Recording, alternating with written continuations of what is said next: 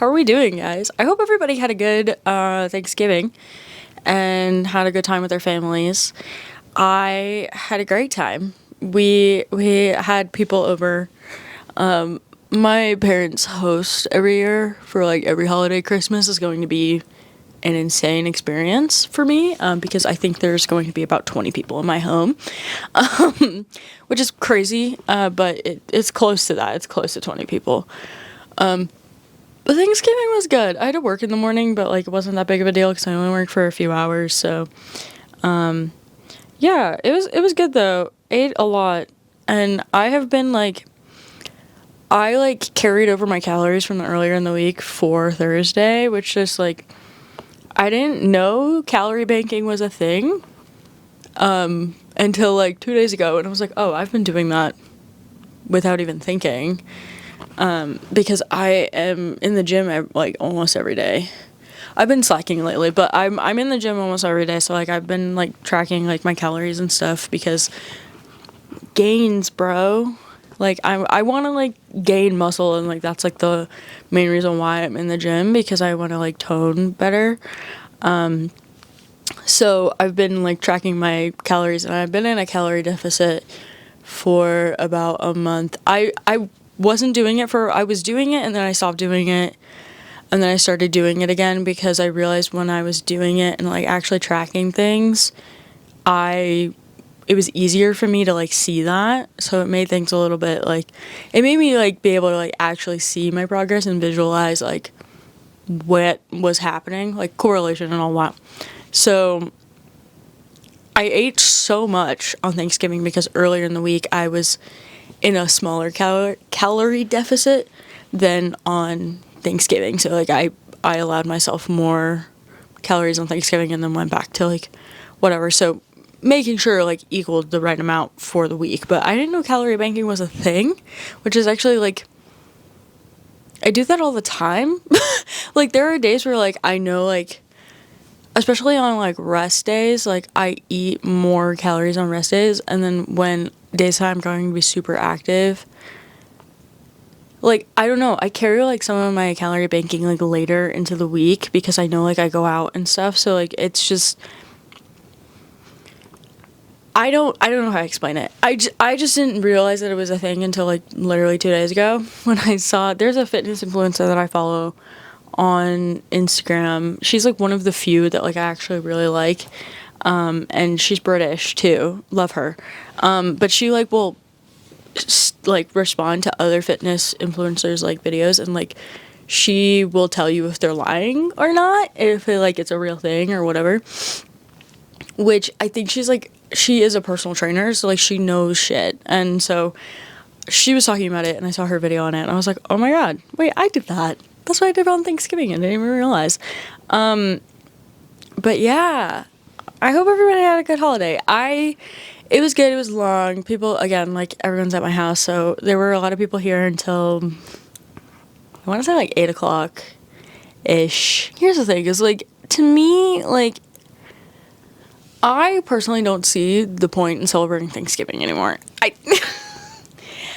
I'm gonna be so honest, because like the whole like the pilgrims and the natives got along. It's like, no, okay, maybe for like one day, but they weren't friends. And like I hate that whole like weird whitewash American like history of like the natives and the pilgrims were like besties and like they helped each other. The white people sent the natives on the Trail of Tears not too long after that, and also like they brought disease and pillaged and killed them. So what are we talking about? Because no, like I can understand like a day of thanks like for like a community standpoint, but like for what the history is makes no fucking sense to me as to why we are still celebrating it. Maybe I'm the friend that's too woke, but like I don't see the point anymore. Like I really don't, like, other than like Big Turkey being able to sell turkeys every year. But like people eat turkey for Christmas. So like that's what I'm not understanding. Like we do turkey on Christmas. So like I'm confused because we do turkey on Christmas Day. We do seafood and pasta Christmas Eve. It's very sick. It's very awesome. I love Italian. Italian American Christmas is one of my favorite things. I love being Italian American. It's so great. New York Italian American too. Like, we do Christmas a little insanely. I'm not gonna lie. Like, we used to do Christmas. It was like a 5-course meal, Christmas Eve, and then Christmas Day was still a lot of food, but less in comparison. Like, Christmas Eve is the big day, and then Christmas Day is like kind of chill. Like, the family comes over and you kind of just like hang out. But like, Christmas Eve is when we do like family gifts and everything. And so, like, Christmas Day is more, like, laid back. And, like, it's always been like that ever since I, like, growing up. Like, even when we would go to my Nana's house, like, it would be, like, house full of people. Like, full of people. And it's just, like, that's just how it's always been. I mean, that's how my mom grew up. That's how my aunt grew up. That's how my mom and my aunt grew up. So, like, that's kind of, like, how I grew up, too. And I love it. I really do. I love, like, my family gets along for the most part. But, like, it, you know, there's always a little bit of drama, tidbit nonsense at every family gathering. I think for everyone, like, that just comes with the area. What am I saying? That just comes with the, what is the saying? I can't think of the saying. It doesn't matter. We have the Thanksgiving Day parade on, like, in the morning. It's just kind of on. But for us, like, Christmas is, like, the next day. Because we always go on Black Friday to get our Christmas tree. And we get a real tree every year. Which, like, I think is less environmentally conscious. I can't remember which one it is. It's, like, I think they're about the same. Because the carbon emissions or something to, like, make fake Christmas trees is so large. If I remember that correctly, I don't know if that's right. I could just be making that up. I genuinely don't know, and I'm not gonna fact check myself. I remember I looked into this, like, years ago, but I genuinely cannot remember what the information was. I really don't remember what it was, which is very annoying for me. But yeah, we go and get our Christmas tree, and so, like, we got our tree, we put lights on it, and then we just kind of let it sit, because, like, the trees need to, like, drink water and everything, and then we decorated it, and it looks so cute, but, like, it's so, like, wilted. Like, I think it's just the way that, like, it's settled. Like, a lot of the branches at the bottom are, like, pointing down, and I'm like, what is she doing? Is she okay? Like, what's going on? But it looks so cute. I love that little tradition that my family has. Like, we always do it every Black Friday. We go and we get our Christmas tree. I did not spend any money on Black Friday. Because, like, a lot of these companies do, like, Black Friday and, like, Cyber Monday deals early. And because there was, like, the boycott happening, or, like, the economic shutdown or whatever it was, I did not spend money during that period of time. But I did take advantage of deals beforehand. And then after, a lot of them have, like, extended it. Like, it's just, like, sales have just been going on constantly, and then, like, it's around the time. But, like, I got some stuff for myself, and then I bought some gifts, which is usually around the time where I buy presents anyway.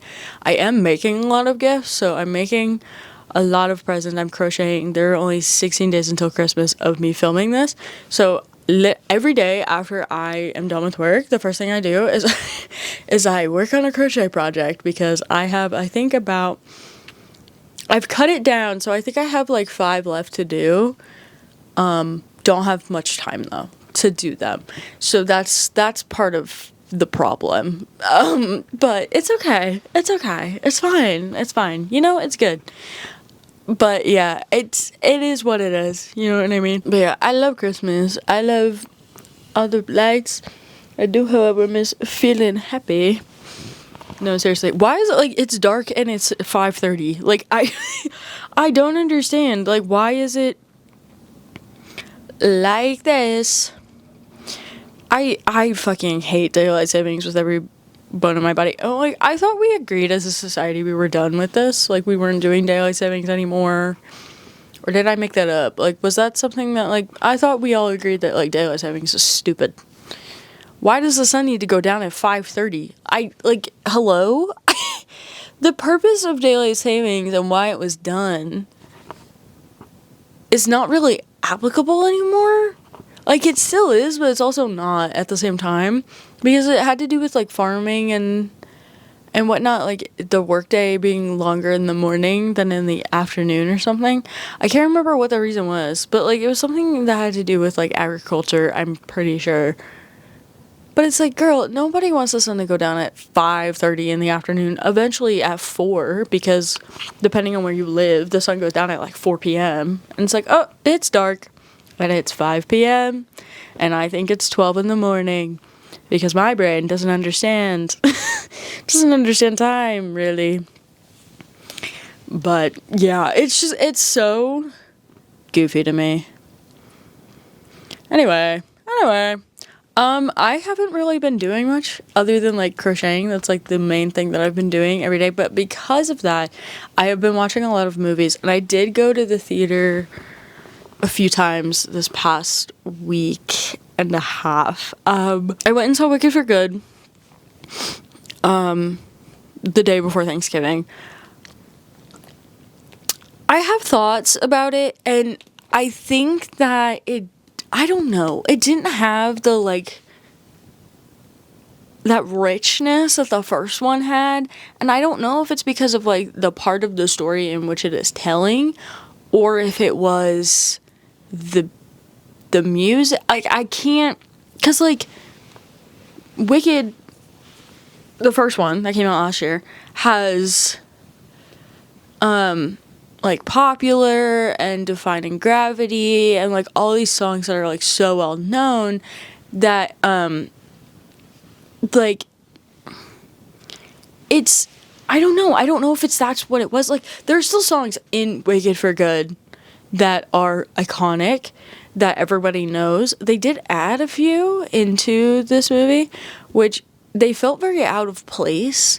Like, to me, like, as someone who's never seen Wicked before, I wouldn't have known, but, like, after, like, looking back at, like, the song from the original Wicked musical versus song that was added, there's a vibe switch. And, like, I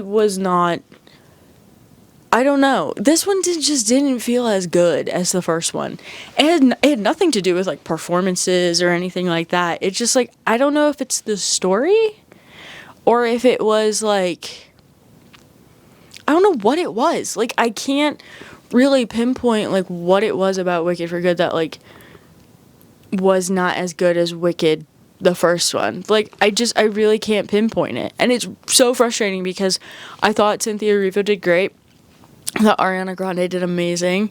Jonathan Bailey is the sexiest man of the year, or sexiest man alive this year, which is, yeah, true. I don't know what it was. I really don't. Also, holy shit. Okay, spoilers for Wicked for Good if you haven't seen it yet. But the scene where the Tin Man and the Cowardly Lion are like, yeah, let's kill this bitch. Let's kill her. She's the evil, wicked witch of the West. This bitch gave me PTSD. He's a lion that was released into the woods, which is where lions live. But he didn't know how to fend for himself because he was alone. And then Bach is like, thinks that it was Elphaba that turned him into the Tin Man, when that is not true. It was Nessa. Well, she started the spell, and then Elphaba did it so he was still living and not dead. But he was like, I want her to die. This is her damn fault. Even though he literally watched Nessa start the goddamn spell. But okay. And then the Cowardly Lion is like the biggest narc in the world. That man is evil. Like, why? How did you make me hate the Cowardly Lion? I like him in the original Wizard of Oz. And you're making me hate him? He's an evil bitch. Like, I hated that motherfucker. Like, hello? Like, he was the worst one. He was worse than the wizard. Like, damn. Like, jeez. But what's killing me is that, because, like, Fiero is the Scarecrow. And so, like, you have these two, the Tin Man and the Cowardly Lion, that are like, yeah, fuck this bitch, I hate her. And Fiora was just like, I got turned into the Scarecrow after me and the Wicked Witch of the West got a little freaky. But yeah, down with the witch, yeah. Like, bro, are you joking? Like, are you kidding me? That's insane. But I did like it. It made me cry. The last, like, 30 minutes of the film, like, made me sob my eyes out. For Good, I cried throughout the entire song. Thank you very much. Change for Good, literally sobbed the entire time. Speaking of other movies that made me cry like a baby in the movie theater, I went and saw Rental Family with my cousin, and I cried throughout most of the movie. I love Brendan Fraser so much. I love the Mummy movies. I absolutely adore Brendan Fraser. I think he's a great actor, and I'm glad that he's doing things again in the industry, because when I saw him in The Whale, I cried through The Whale too. He was amazing in that. He was also really good in this. I don't think it was his strongest performance, because it felt like he was just playing himself, but I thought he did a really great job. Like, the story of Rental Family is just so sweet. Like, it takes place in Japan. This actor, which is Brendan Fraser, is living in Japan. He moved to Japan because he got a gig in a commercial, which was, like, for a toothpaste company. The costume that they had him in for that toothpaste ad, though, was, oh my god, I couldn't stop giggling. It was just, like, it was so charming and sweet, but it was also very funny at times, and it was just, like, very real and raw. And so, like, basically he gets hired by this company that, like, rents people out, and, like, he's playing a role in these people's lives, like, whether that be a best friend or a reporter or a father figure or whatever it may be. And he gets assigned to this little girl because her mom needs her daughter's father to be present for her to get into a school, and he becomes attached to her. And there's also, like, another character that he's like a reporter. He's, like, interviewing a famous actor, because his daughter wants somebody to take down his story or, like, make him feel like he's being heard before he passes away. And, like, he forms a bond with that person. There's, like, another guy that he's, like, their best friend, and he goes over and, like, plays video games with them. It's a very sweet movie, and it was very deep, and I cried through so much of it, because it was just, like, it's also just, like, so heartbreaking. And, like, it was so good, though. Like, I genuinely, like, one of the better films that I've seen this year. And I just, like, it was so sweet. It was so good. Like, I really loved it. I thought Brendan Fraser did an amazing job in it.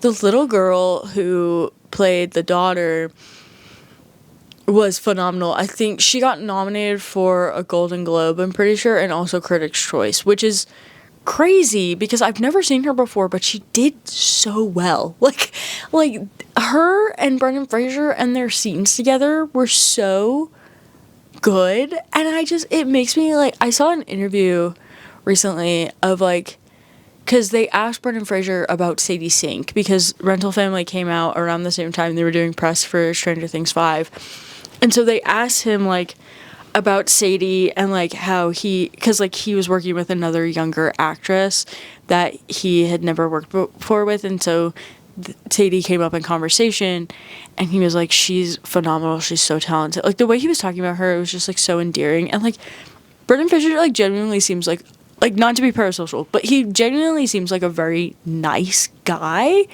and I refuse to believe he's not. For my own mental well-being, he is a good person. He's a good person, and he's sweet and wonderful, and that's what matters. But yeah, it was just so good. I think everyone should go see it, because it was phenomenal, and I just, like, I remember seeing the commercial, hello, who am I? I remember seeing the trailer for it, and I was like, I need to see that movie. one, because Brendan Fraser's in it, but two, because like the premise is just so precious, and it's such a good film, and I really loved it. I thought it was really good.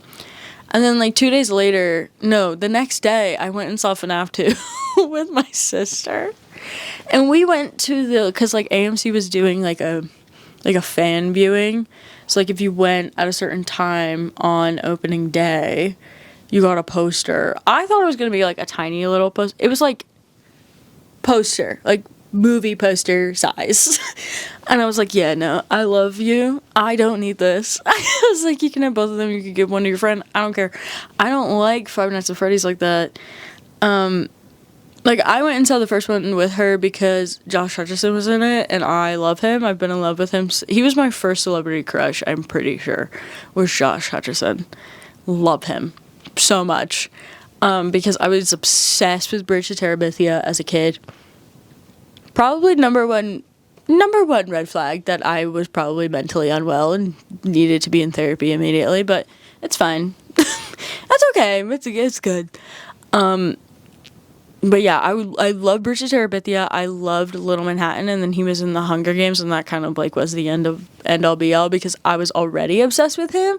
So when I found out he was going to be in the Hunger Games, that just kind of like full sent me into the person I am today.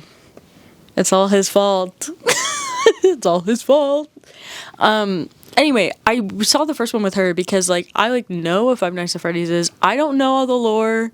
I'm not tapped in like that. My sister is. I'm not. But, like, everybody in that damn theater was a fucking nerd. And, like, I say that with endearment.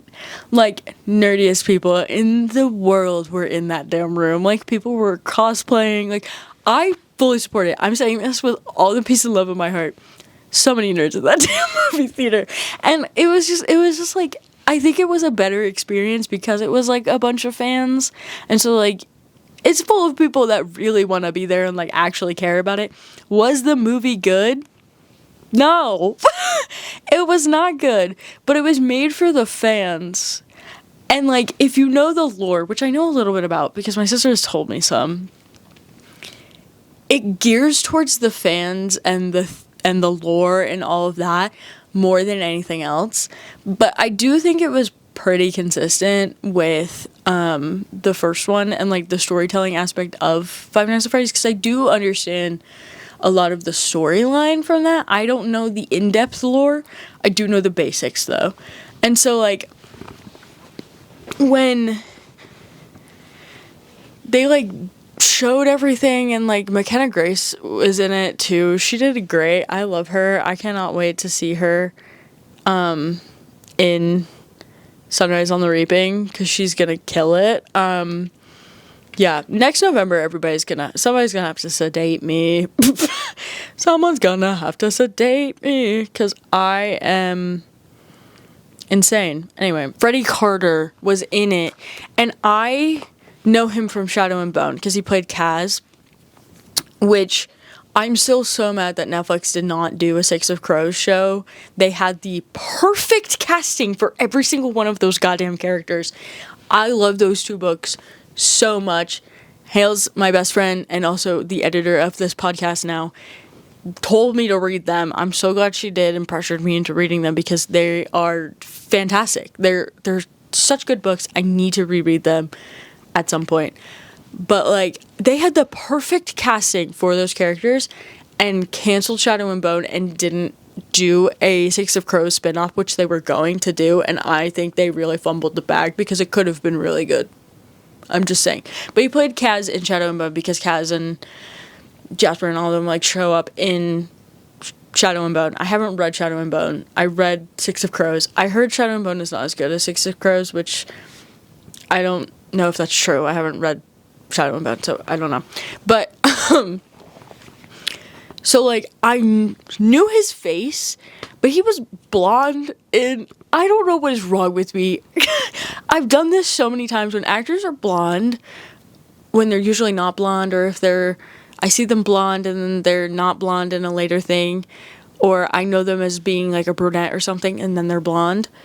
It doesn't, to me, those are two separate people. Like for the longest time, This is gonna sound so bad. I know who Aaron Taylor Johnson is, okay? I am a Marauders fan, okay? I know what he's been. I remember when Kick-Ass came out when I was younger, because I thought he was so cute. I was obsessed with him. I did not know that I didn't realize, it did not connect in my brain, because he was blonde, that Aaron Taylor Johnson played Pietro in Age of Ultron. It didn't connect in my brain until like maybe 2 years ago. I was like, wait a minute. Aaron Taylor Johnson's in the Marvel universe? Who the fuck did he play? He was blonde. That's why. That's why it didn't connect, because he looked different to me. Those are two different people. Anyway, I recognized Freddy's face the second he was on screen, because he's on screen like early on in the film. That's not a spoiler. He's just in the movie. And I was like, why do I know this guy's face? I was like, what do I know him from? The second the movie was over, I pulled out my phone and I pulled up Letterboxd and like scrolled, and I was like, why do I know this guy? And then I was like, that's why, because he was in Shadow and Bone, but he was blonde and he was a brunette, which I think he's naturally a brunette in Five Nights at Freddy's 2. So, but I thought he did great. I don't know why, he just has a good face for horror movies. There are like certain people that do, like Bill Skarsgård is one of them. Like, he has a good face for horror, which is why I think he works so well as Pennywise. He just has that facial structure. It's the high cheekbones. I think that's what it is with men. Like, if you're a white man and you have like high cheekbones and a crazy jawline, you need to be in a horror film and you're an actor. Like, you have the face for it. You have a face to play a psycho. I don't make the rules. That's just how casting works in the world, I guess. Anyway. But yeah, did I understand all the lore pieces that were dropped in there? No, but I had a great time. I had a great time. Josh Hutcherson's in the movie. I will see it. I don't give a fuck. Was the acting not great? Yeah. Yeah, it wasn't that good, but it's fine. It's okay. It's all good. What else have I seen? There were two more that I've seen lately, because I've been just like watching movies as I'm crocheting and stuff, because it's just background noise, and also like I can crochet and not look at what I'm doing depending on what I'm doing. So, and I'm still behind on my 100 films watched goal right now, so that's what I'm trying to like catch up on. That and my reading goal.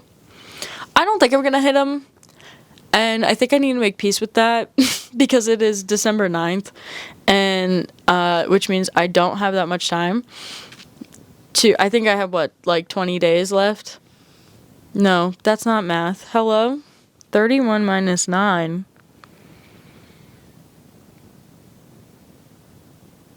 What is wrong with me? 29. No. 22 days left. 22 days left. I could do math, I promise. I can't. I can sometimes. Not right now, it seems. I have 22 days left to read. Hold on. What are my goals at? I think my movie goal, I'm at 70. I'm pretty sure. And I think my reading goal, I'm at 74. I'm pretty sure.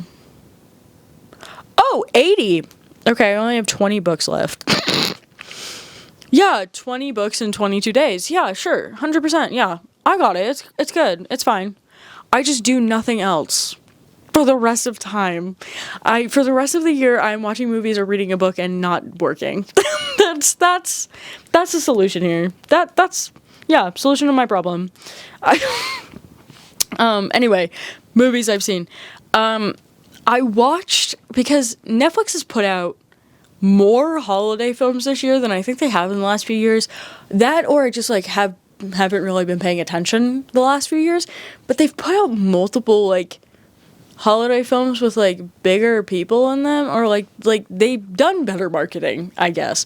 So I watched My Secret Santa, which is a rom-com Mrs. Doubtfire Santa Claus movie. I don't know how else to explain it other than that. And then I also watched Jingle Bell Heist. Now, were these films good? No, they were not. Did I still have a fun time and I enjoyed myself? Absolutely I did.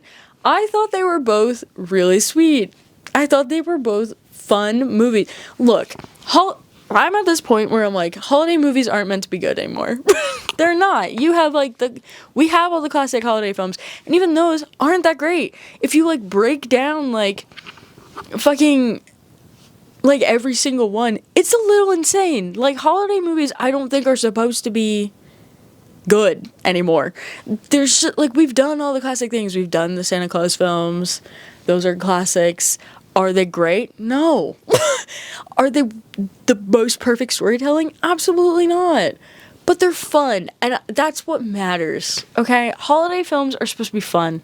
Christmas films are supposed to be fun. You're supposed to be having a fun time. They're not supposed to be the best film ever made. I think that happened after Miracle at 34th Street is that what it's called? Am I saying the wrong number? I might be saying the wrong number. Yeah. Miracle on 34th Street came out in 1947. I think since then, we haven't had a, classically good Christmas movie in a long time. I hate A Christmas Story. I fucking hate that movie. I hate it so much. I fucking hate that movie. I do not like A Christmas Story. Every single year, people are like, it's a classic. I don't care. I fucking hate that film. You will not get me watching that film any year. Any Christmas time? No. You're turning that shit off. We're turning on Home Alone. Are Home Alone 1 and 2 good? They're fun to watch, though. That's the thing. It's they're not the most perfect films ever made. They're fun, though. Because you're telling me that this woman forgot her child twice? That's insane. That's crazy. Good storytelling, it's fun. It's a good time. That's all that matters when it comes to Christmas. I don't want to have to be okay, that camera angle means this when it's a Christmas movie. You know what I mean? That's what normal cinema is for. But yeah, they were both fun. Jingle Bell Heist was very interesting because it has a Olivia Holt in it. And then, what's his face from Sex Education? I loved him in Sex Education, and then I loved him just as much in this movie because he just I don't know, his comedic timing is so perfect, but he doesn't have to do anything to make me laugh at. It's just in his face. I love actors that are able to do that because not everybody has that comedic flair to them. But, he does have it, and I love that for him. But yeah, those are, the most recent movies I've seen. I've been rewatching Stranger Things because I still haven't watched season 5. I'm, almost done with season 4 right now. And then, I'm going between that and, listening to audiobooks as I'm, working on projects. So that's, what most of my time has been. A lot of the books that I've read lately have been about Sudan. So that's fun. I'm learning a lot, though, because a lot of what I'm reading is, first-hand experience biographies by people who, survived the war in Sudan. So I've read 2 so far, and I'm currently reading 1 right now. The first one was, they're all lost boys from Sudan, and one, he becomes an Olympic runner for the United States. He wins a gold medal. And he, was one of the lost boys of Sudan, ended up coming to America through that program that happened pre-9/11. And then the second book that I read was about another guy. He ends up coming to America with his brother, and they end up in San Diego. So very different spot than the other man.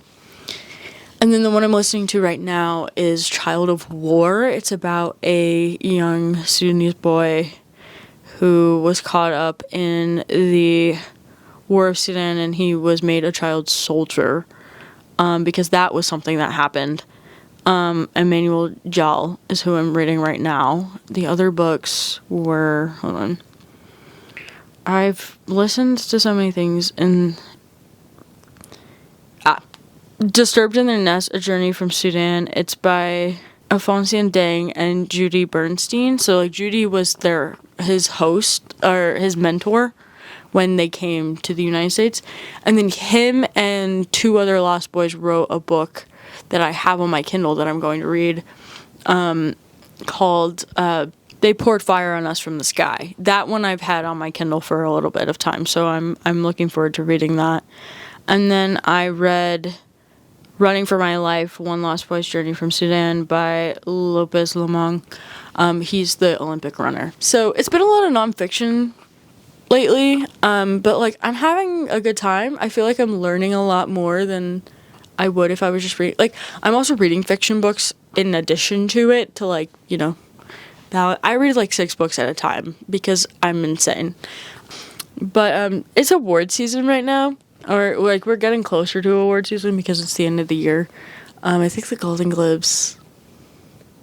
The Emmys happen already. The Emmys are always the first ones that happen, and then it goes from there. The Golden Globes are first, and then it's Critics' Choice, and then it's SAG, and then it's the Oscars. I'm pretty sure. The BAFTAs are in there too. I think. But there's been a lot of like nominees and stuff, and so people have been like, to roll it back to Wicked, people are saying that like Wicked deserved more nominees than it did, and I don't agree. Like for it not to be nominated for music at all, though, weird to me. Didn't make sense. Or like adapted screenplay, I don't think it was nominated for anything, which again also strange. But like the thing that's odd to me, it's not odd is the wrong word. What I know how the film industry works. I got a film degree. That's how I understand how it works. And I know that Marty Supreme has had showings already. It did a film festival circuit. I'm pretty sure it then also like critics have seen it already because critics always get first access to everything. And so like Marty Supreme has already been like known at this point. So I like what I don't understand is like how it, I do understand it, but I also don't. Like Vanity Fair is said, I think they posted it today, was that Timothée Chalamet's performance of Marty Supreme is one of the best performances of 2025. And it's like, I believe you. The movie hasn't come out yet, and it doesn't for another 2 weeks. Like, it doesn't come out until Christmas Day, which, like, I believe you. I'm sure it is, because I love Timothée Chalamet. I'm sure it is one of his best performances of all time. I'm sure it's one of the best of the year. The movie's not out yet, though. The month of December belongs to Timothée Chalamet at this point because, like, that man has a movie coming out every December, I think, since Wonka came out, like, 2 years ago, which is insane. That's crazy. Good for him. Good for him saying booked and busy. Like, the month of December is Timothée Chalamet's month. This timber, if you will. No, that wasn't good. I'm sorry. Boo, boo, boo, boo. Tomato, tomato, tomato. But, like, people were dogging on the promotional stuff for... Let me say that. I'm gonna go see Marty Supreme when it comes out. I want to see it. Like I said, I love Timothée Chalamet as an actor. I believe that it's one of the best performances of this year. The movie has not come out yet, so how am I supposed to know that? How am I supposed to know? I'm supposed to just trust you? No. I don't trust critics a lot of the time when it comes to certain things. For Marty Supreme, I would say maybe, yeah, probably. But the promotional campaign for Marty Supreme has been fucking insane. Like, there's just been random shit. There was a blimp in LA that said Marty Supreme is bright orange. And people were dogging on the Wicked promotion, which it was crazy. But I'm like, it was a little over the top. Marty Supreme is just the same thing with less capitalistic consumerism, which is just, like, to me, that is just That's what it is. Like, it's the same level of ridiculousness, just in a different form, pretty much. So, yeah, which I support it. I support it 100%, okay? I really do. I don't know how you're claiming best performance of 2025 when the movie hasn't even come out and the general public hasn't seen it, but I mean, I believe it. I love Timothée Chalamet. He's been hyping up this film for like what feels like the past 3 years. I feel like he's been hyping up this film and talking about it. So like, it's finally coming out. So like, looking forward to seeing it for sure. Yeah. Last thing, like I said, have been rewatching Stranger Things.